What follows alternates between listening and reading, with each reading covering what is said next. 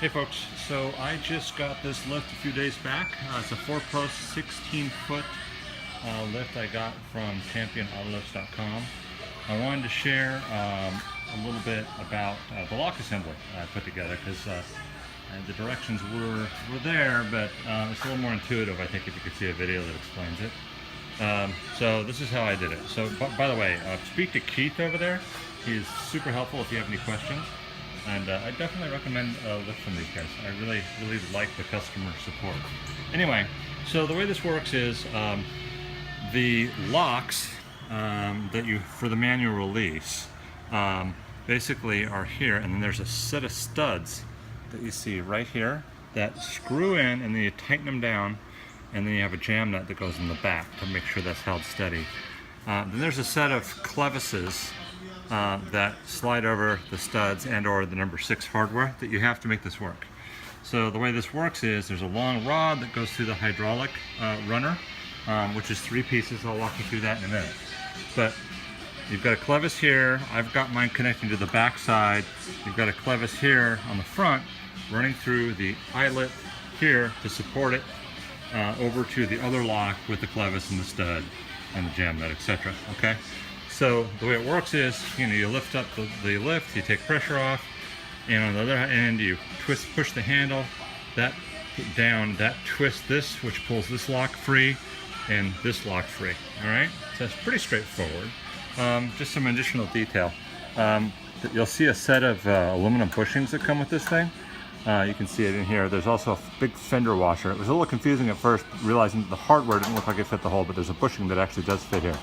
Aluminum bushing with the fender washer with that number 6 coming in from the back, going into the clevis, and then the nylock. And then I did it the other way here, pointed back.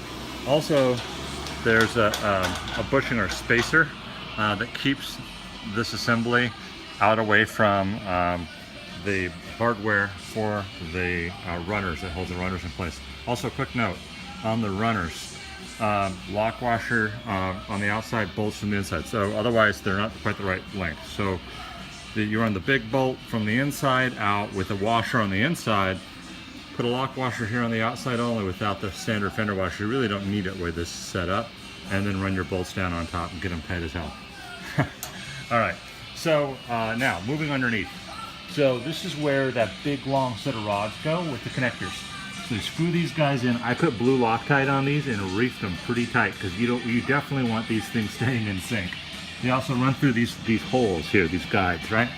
So that runs through the lift here, okay? All the way back. Here's the second set. You can see the blue Loctite on there. It's all snugged down. And back to the handle. All right? Now on this side, it's the same deal. You got your stud, your jam nut, your clevis, your locks against the clevises, nylocks.